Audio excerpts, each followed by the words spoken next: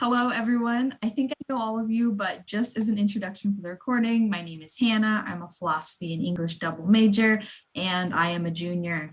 This is my presentation for my personal philosophy that I've been writing for the philosophy capstone. My project is titled Saving Rationality for reasons that you will soon hear. And it's currently on the last slide. If you'll excuse me, I'll actually put it on the start.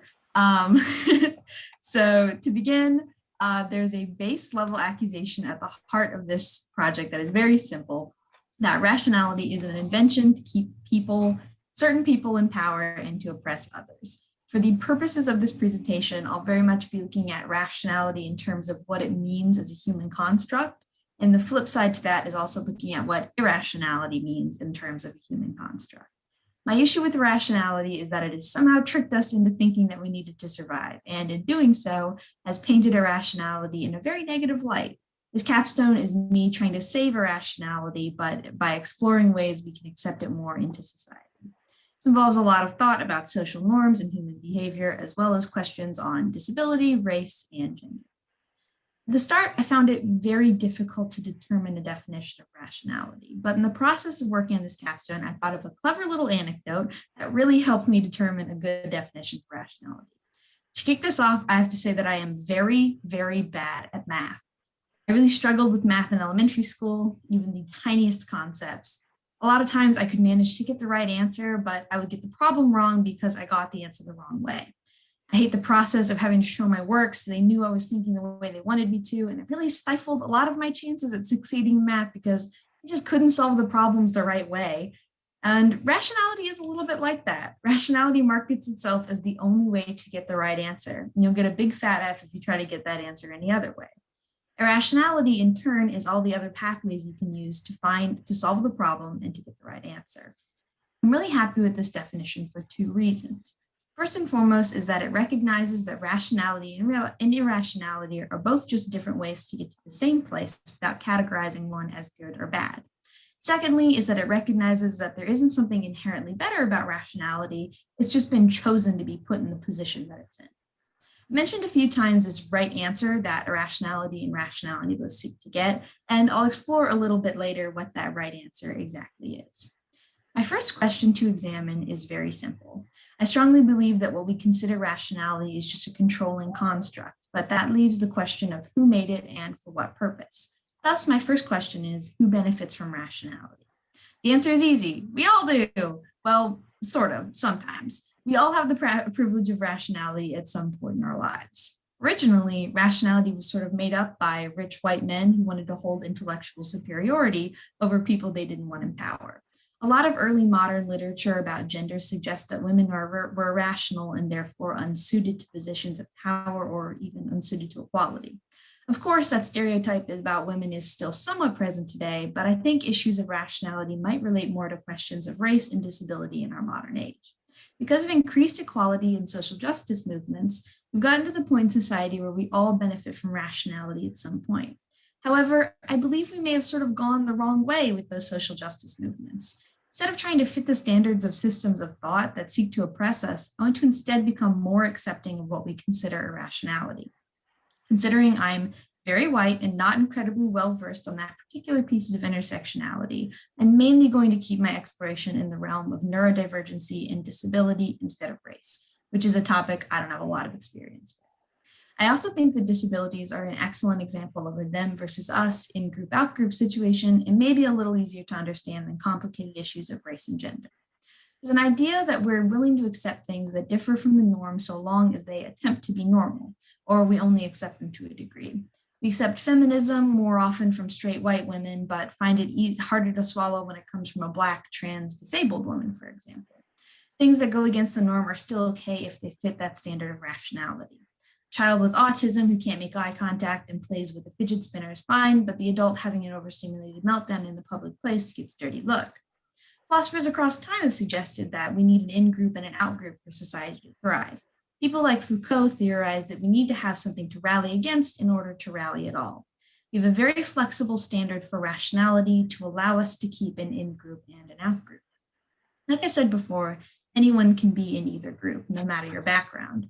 An easy way to see that line is to take age as an example. Children and the elderly are judged to be unable to make decisions for themselves because they're irrational, so they get less freedom and even often less kindness than others. We treat our children like their experiences mean nothing. We belittle our elderly and sequester them away where we don't have to think about them.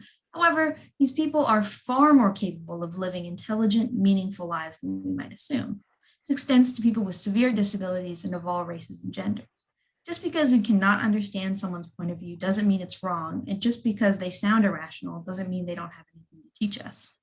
It's at this point that I absolutely must talk about Ava Kate, if not to strengthen my own argument, then to at least convince you that you need to read her writing.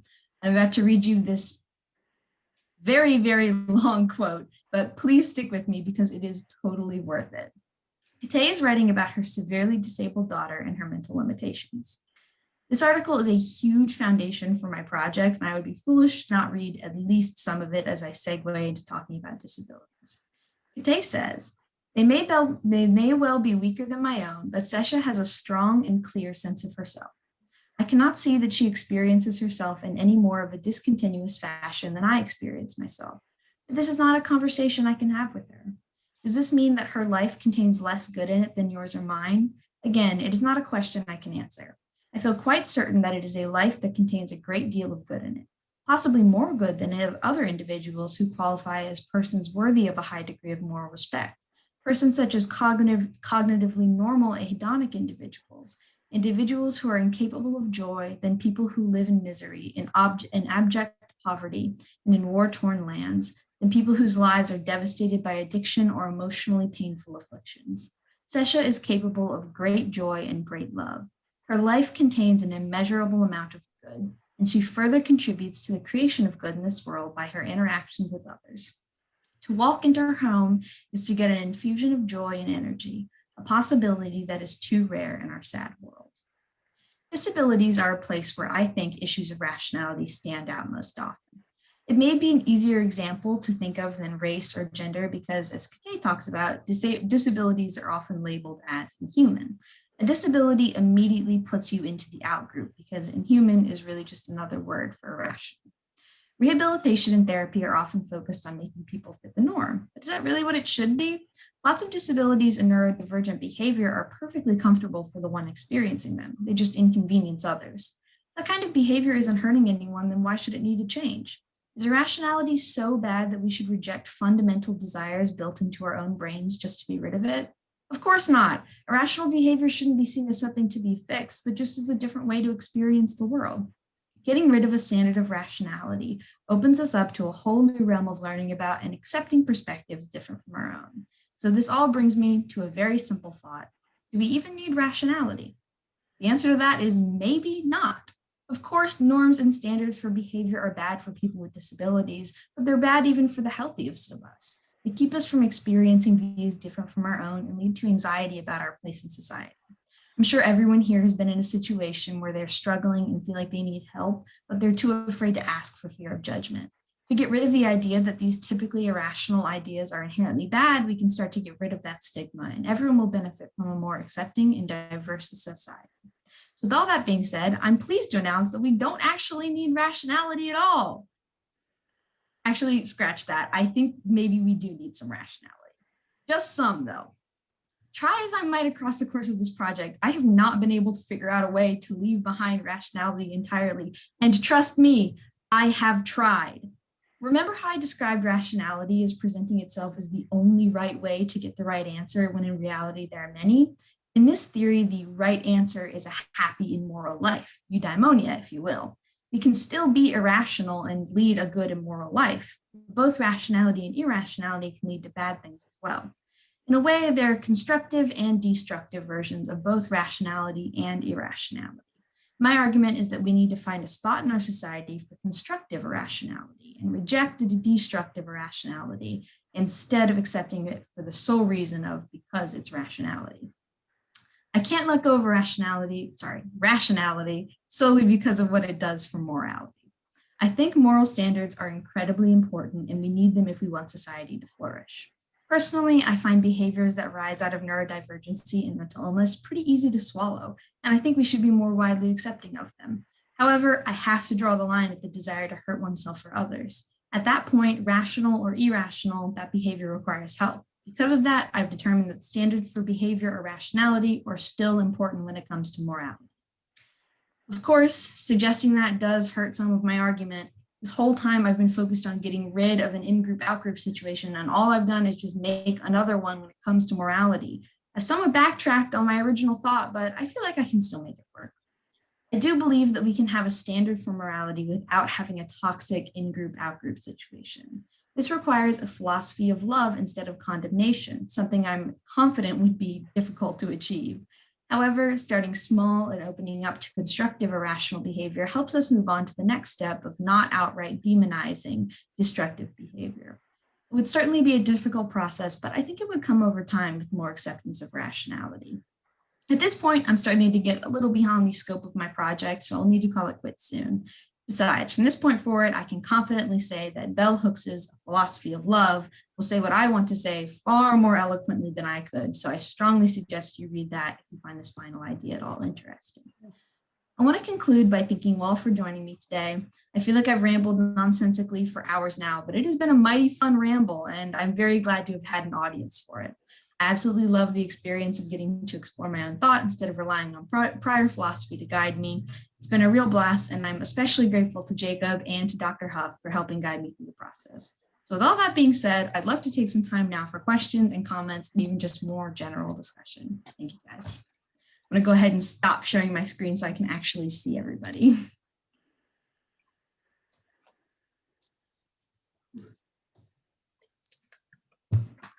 Questions?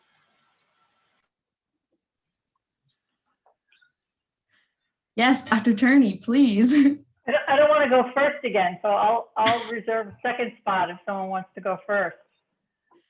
If not, I'll talk. But I'll go ahead and jump in if you're not interested to lead us off. Go ahead. So I'm curious there, particularly towards the end, Hannah. I'm wondering if in your research, your ideas, putting this together, if you encountered the hippies of the 60s, and this sounds like a very acceptance, peace, and love kind of notion. I'm curious if you see your work as growing out of that, or as something entirely different.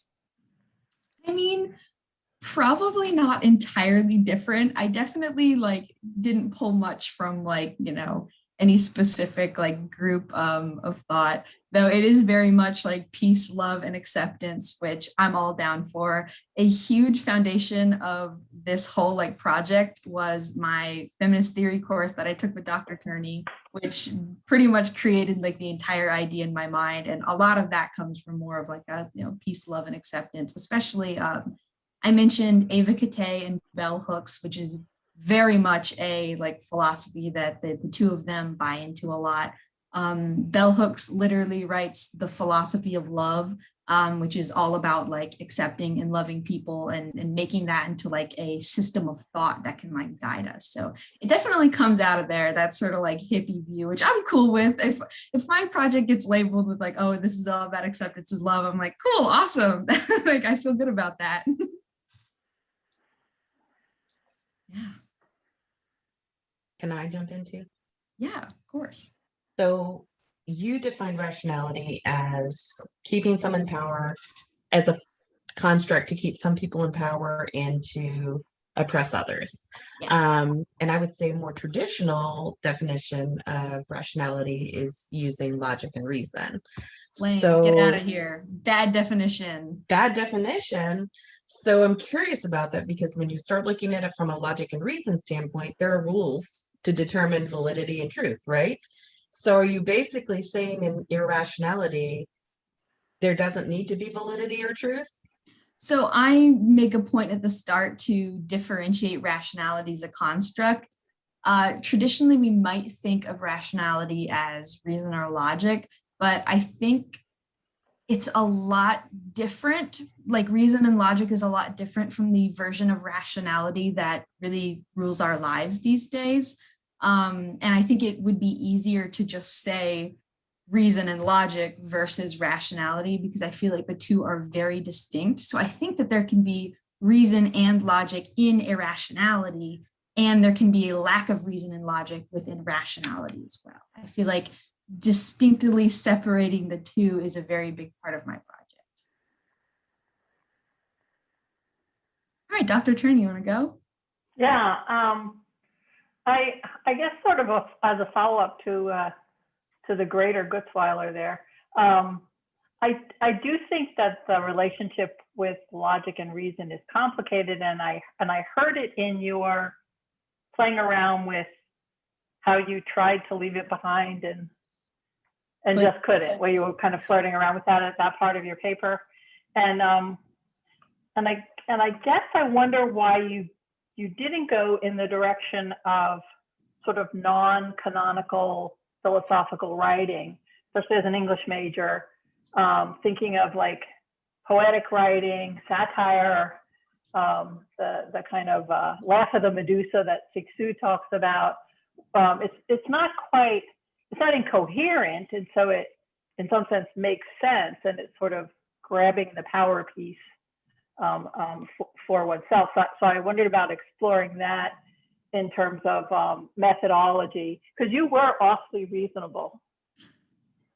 Yes, I addressed that a little bit in my paper, where I'm like, the way that I'm writing and presenting this is in and of itself following a standard of rationality that I think is harmful. So it's sort of hypocritical for me to like be here in this position in college, writing this article, thinking the way that I think, like down to the very bare bones of like my systems of thought, I feel like is almost tainted by a type of rationality that I don't enjoy.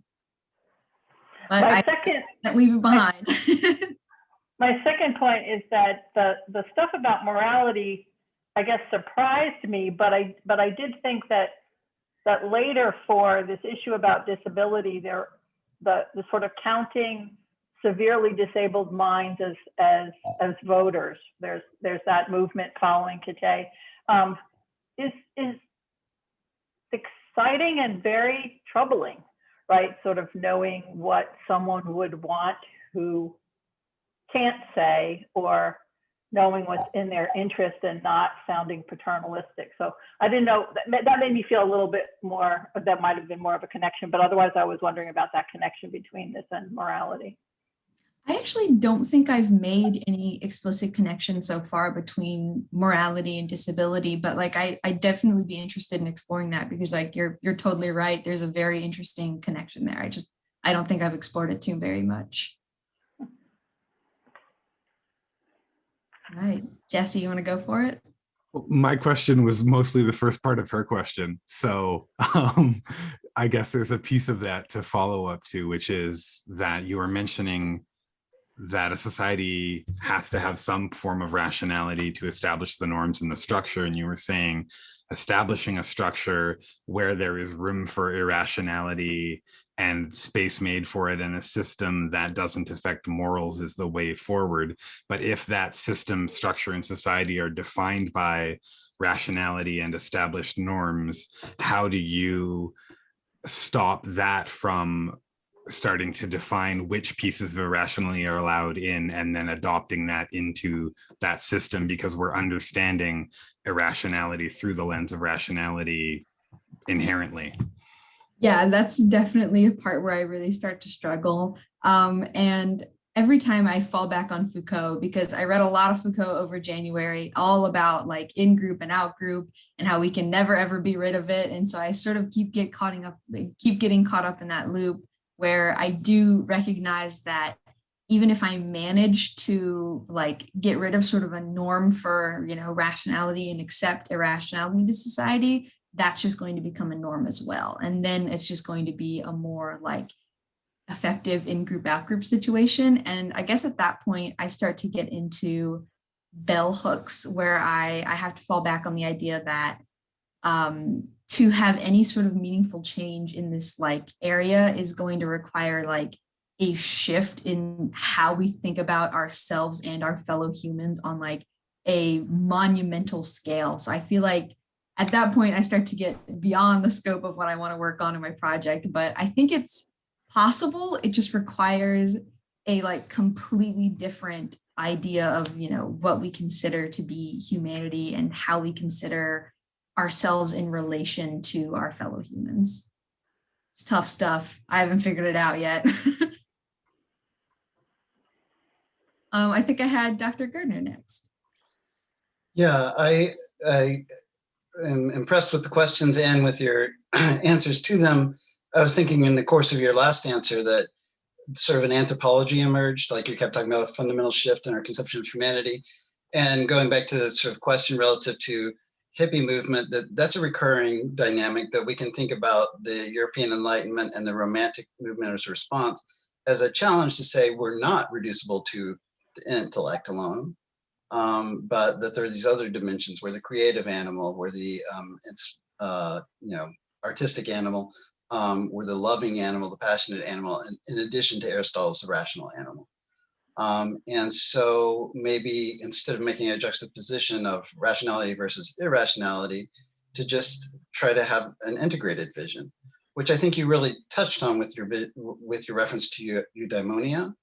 And that if we look at it in the way that Aristotle's framing it, but we don't have to be attached to Aristotle's frame, but the idea of there is a mean between the extremes, that's the good, but that's going to vary for every individual. That allows us to observe that there are general rules that apply, and yet those rules don't apply without modification for each individual and their perspective. And that allows us to integrate these two. And in a similar way that we can integrate the Romantics in the Enlightenment era by saying, well, we're the rational animal plus, right?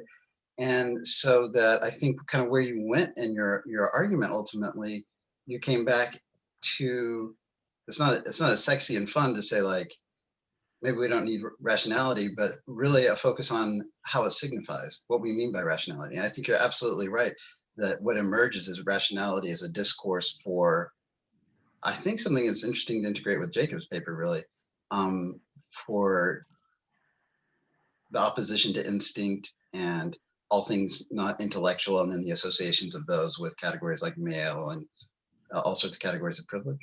So that if you can be more explicit, drawing on Foucault or bell hooks about how this category is used in a power discourse, right? And then bring it into juxtaposition with an integrated experience of human nature as entailing not only multiple perspectives, but for each of us, right? Both rationality and irrationality, advocacy for the whole.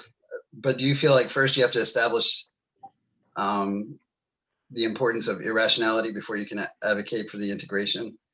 I think so. I think I'm still at the point where I'm focusing on, bringing irrationality into the picture at all. It relates a little bit to the final I wrote for Freedom last year, where I actually wrote about irrationality and instinct and like how free are we from our own desires and things like that. And I think like that's probably the closest I've gotten to being able to integrate the two. And I think in that paper, I was essentially saying there is no such thing as irrationality or rationality. It's all just human behavior. It's all just instinct. It's all just how we're living our lives. And I think I may have gone a little too hard and fast with that one and probably skipped out on a lot of the like, this is why it's important to actually like bring in a frame of rationality into our lives. So it's really where I'm trying to like get into now is just like picking up why it's important to have any sort of rationality. But I do think you're right. Like my end goal is probably just there's none of either of them. There's no rationality or irrationality. It's all just accepted human behavior. I think it's very productive to look as you are doing at agency and how that situates an individual relative to the community, and how these categories can constrain, agency and boundaries of community. But also those are the categories that would allow for productive integration, both as individuals and collectively. So I think, even if you're pushing it far to the boundaries, that will help you figure out where the action's happening. And I think those are good categories. Thank you. Jacob, do you have a question? Yeah. And this is something that we've talked about plenty of times.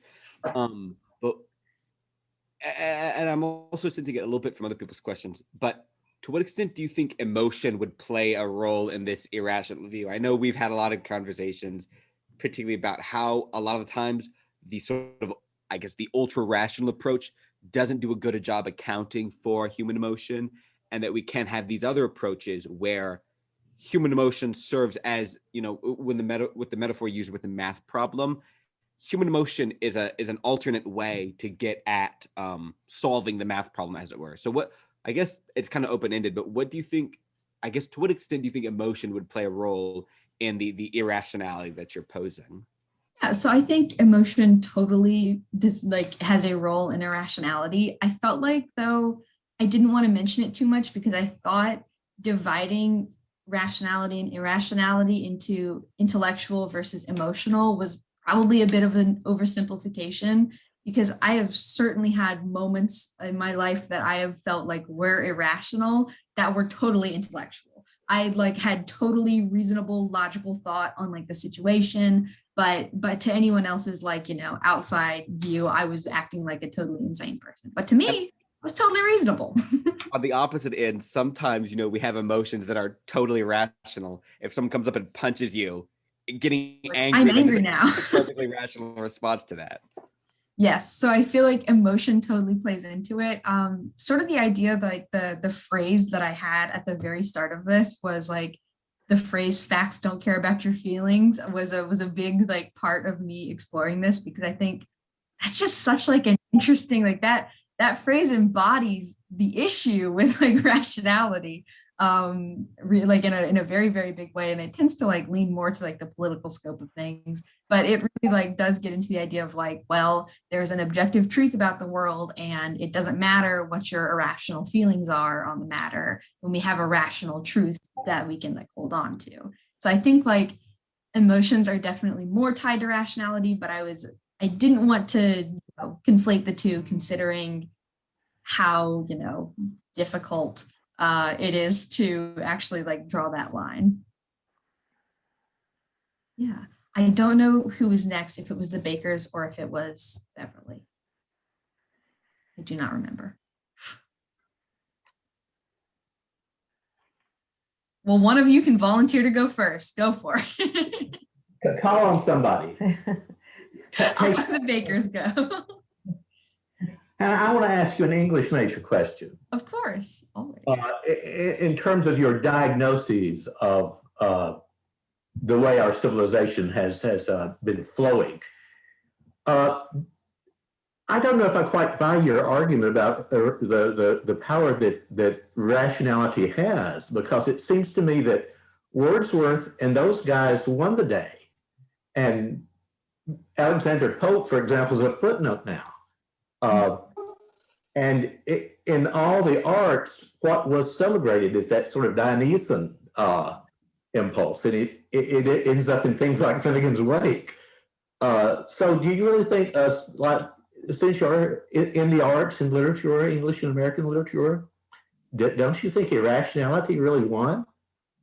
See, I think it did in some directions, but I would say Wordsworth and a lot of people who were writing during that romantic period are all very privileged white men who are coming from a position where they are the top of society. They are making the rules for what good poetry is for everyone else. And if you start to make poetry or any sort of art that doesn't fit their standards, your art is void, null and void. So I think there's certainly there's totally a degree of irrationality in the arts, though I think it probably has more to do with people who aren't making the rules of the time, right? Because you can write something that is full of emotion and beauty and art and irrational, but if it's still following the rules presented by one group of people who are dominating a specific field, I think it's still definitely following the terms of rationality.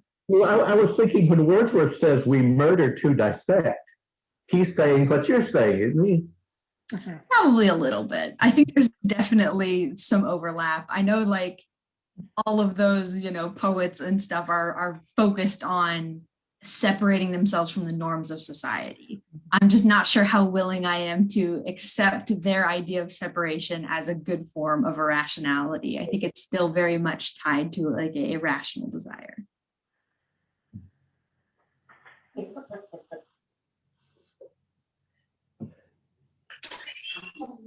Hello. Hello, Grandpa. We don't have our picture because we're having a bad hair day. Well, I mean, I get that.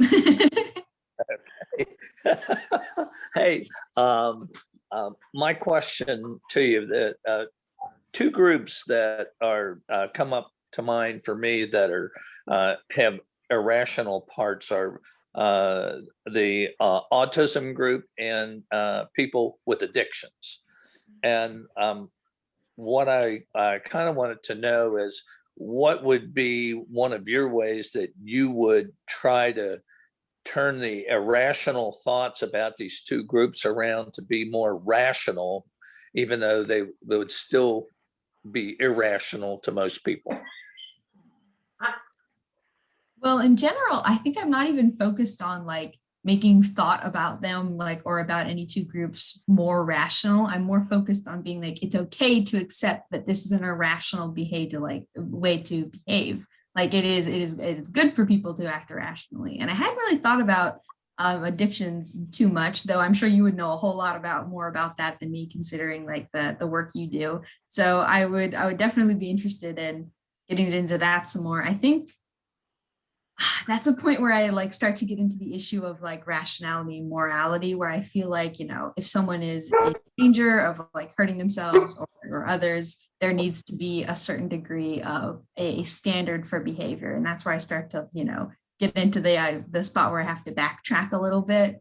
But in general, like, I feel like for autism specifically, I was thinking about that a whole lot as I was writing this. The idea of just like accepting or encouraging people to accept that behavior different from their own is not bad. It's just, you know, irrational, and it's good to accept that irrationality. We don't have to feel the pressure to make it more rational. We can just accept it as it is in like the realm of irrationality.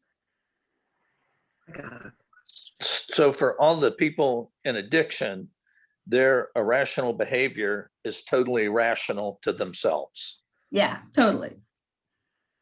And so that if you can find a way to let people know that their mind is short-circuited somewhere, and that rational or irrational is rational to them. And a lot of people just don't understand that. And that's why they make comments about different groups and that, and not nice. Absolutely. But Grandma has a question for you. Oh, yes. Hello. Okay, hello. I have a very simple question. Of course. Does irrationality beget chaos?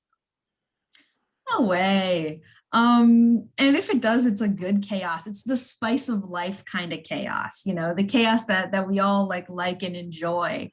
I think irrationality, the way that I'm defining it, can be like totally like calm and collected behavior. And there's some types of rationality that can incite total chaos. Though I think if anything, if rationality or irrationality is inciting chaos, it's the fun kind more times than it's the bad kind. Perhaps it's only fun if you are irrational by nature. If you are that's a the person point where we gotta likes to follow reconcile like everyone's beliefs. I can recognize that what might be fun for someone else might not be fun for me, but I have to recognize that the way they're behaving isn't bad, it's just different. Okay. Gotcha. Chloe, do you have a question? Yeah, so just thinking about like my own experience and what I kind of know about neurodiversities and such, I am curious what you think. I know you said that the whole goal of kind of your argument is to be more accepting of people who are different, essentially. But I guess my question is, in some cases, I think being irrational not only should just be accepted, but sometimes it can be beneficial to society because it makes them think differently. And like, I know dyslexics are like 40% of self-made millionaires. I know artists and especially like musicians today a lot of the times tend to be bipolar. Like there are cases like that where obviously they have differences, obviously there are struggles associated with it, but I wonder if it's more than just acceptance, and maybe there's an aspect to it that's also maybe their differences give a perspective that is necessary for human life. And I just want to know what you thought about that. Yeah, absolutely. I totally agree with that. I'm starting off with like acceptance, just because it's a little bit easier, but I definitely think like all of these different perspectives that I'm looking at and like suggesting that we need are things that we need to have like a full and like complete view of human life. I think that to have like a full and fulfilling like society, there needs to be irrationality and rationality both. All right, Mr. Josh Brown. Miss Anna Gutzwiller, hello. I just wanted to, I ask a very similar question to what I asked Jacob, that I think that there's a really good like self-awareness of your paper, that you're rational in your argument, and that people have asked today about like how people in the arts are generally uplifted for acting irrationally or depicting irrationality. And I want to know what you think like actionable change in the world of specifically philosophy would look like, embracing this kind of irrational thought and uplifting it and taking away rational thought from the pedestal that it is in philosophy. Oh man, Josh, that is a great question. I think in general, I've been thinking about this a lot because I'm getting to the point where I'm trying to decide if I want to go into graduate school. And I really struggle because the like hyper intellectual theoretical a part of philosophy does not apply to me at all. I don't like it. I don't enjoy doing it. It's not very fun. But when I get a chance to apply philosophy to like a real world issue, I just think that is like the coolest thing in the world. I think that like incredibly intellectual, like theoretical stuff is just so unnecessary. And I think like that's the point where we start to get into like, I feel like I could make actionable change if we maybe philosophy was willing to take a step back from the hardcore theoretical and intellectual and actually apply to like solving issues and apply like their thought and knowledge and incredible wisdom into something that is a little bit more concrete and a little bit more like realistic to talk about in our day-to-day. Because I feel like so much of what I read philosophy that is, I don't feel this way with a lot of older philosophy, but I read contemporary or modern philosophy and I'm just like, who is this helping? How is this at all helpful? I feel like you're just stroking your own ego.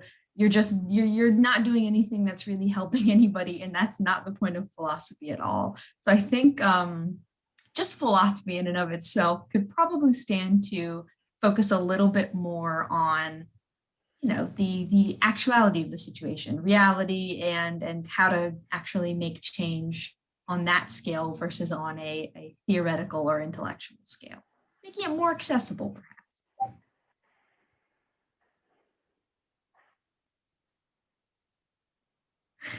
I got Quinn. Hello. So I actually can't figure out how to phrase this as a question, but I did have a comment that I at least wanted to say. Go for it. I very much appreciated the way you kind of navigated the issues concerning the in-group and the out-group, and how rationality can kind of create, well, rationality as you described it, can create a space in which the people who are like in charge and like deciding that rationality kind of dictate what things can and can't be kind of added to the space and are valuable to the space. And I definitely see that as a very poignant issue when we're talking about philosophy specifically, because philosophy in general is a very, like when we look at the people who we say like, who are the most like prolific philosophers?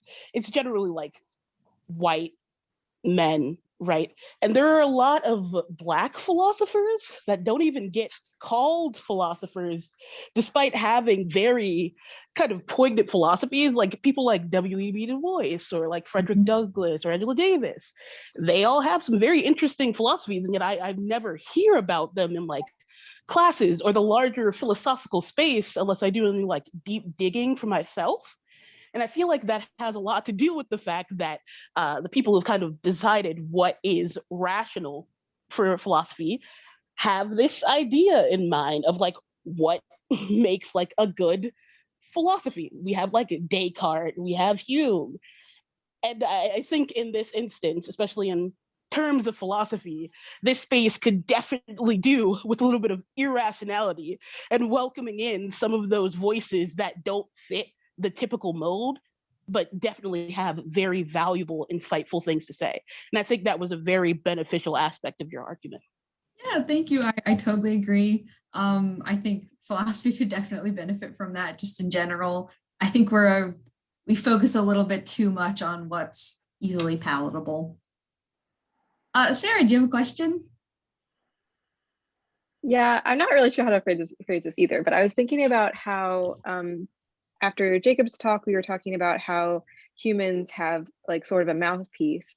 And I think after yours that we could like narrow it down even further that only like quote unquote rational people, especially if they're non-minorities, have a mouthpiece. And you also mentioned that like civil rights movements and those kind of things generally try to gain a mouthpiece using rationality. And I was just wondering how you think we should like move forward in that. Do you think that people who kind of have more of a choice of rationality or irrationality should let our irrationality out more? Like, how do you think that we can move forward? Because I don't think that people who are minorities, like they don't have a mouthpiece. So them just being irrational, but yet still having a great, productive, loving life or whatever is necessarily how we would create change. So how do you think, going forward that we could try to eventually shift it in a way that more people would have a mouthpiece that are called irrational? Sort of like you hit the nail on the head when you like maybe people who are irrational should really like start practicing irrationality.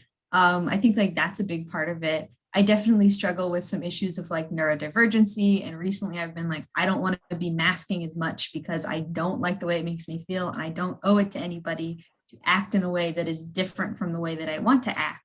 And I think like we're starting to get to that with questions of like race and gender, people who are like, I am going to be unapologetically this way. I am going to unapologetically act in a way that is best for my racial situation, for who I am as a person. I am going to be, I've especially really loved like something that I love about social media is seeing the different ways that people like present their genders.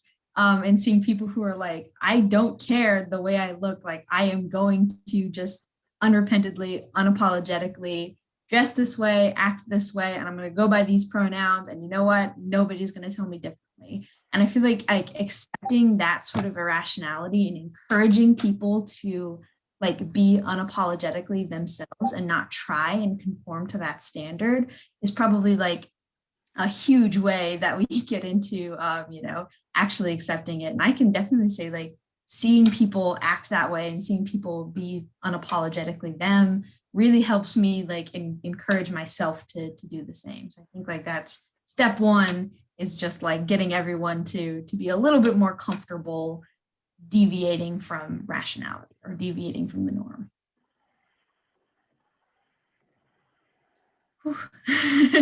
Any more questions?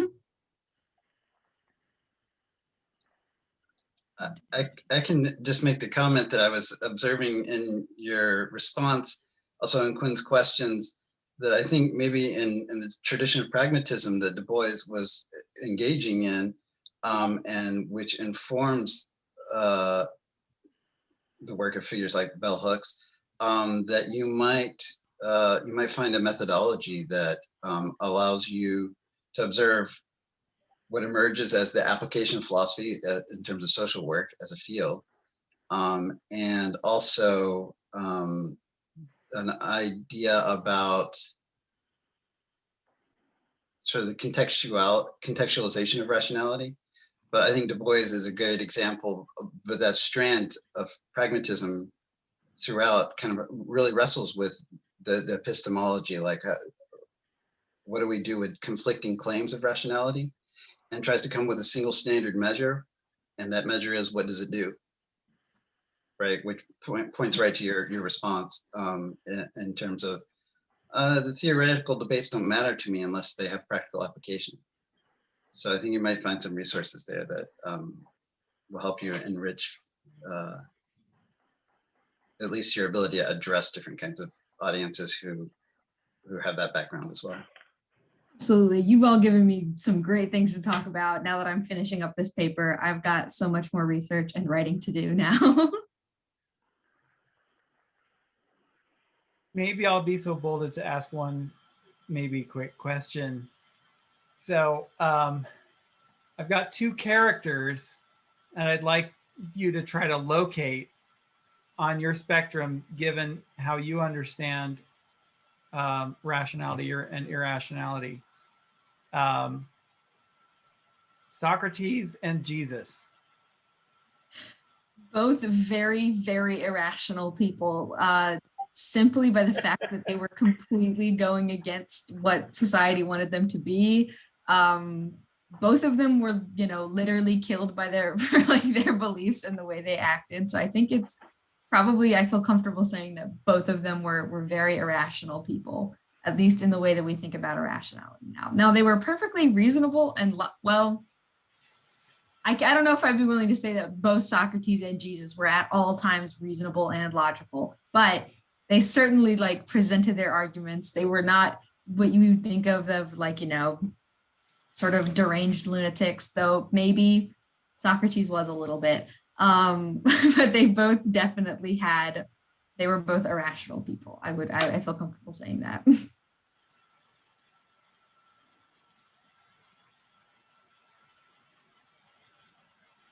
All right, well, thank you guys so much for asking so many wonderful questions. Thank you. This has been really wonderful.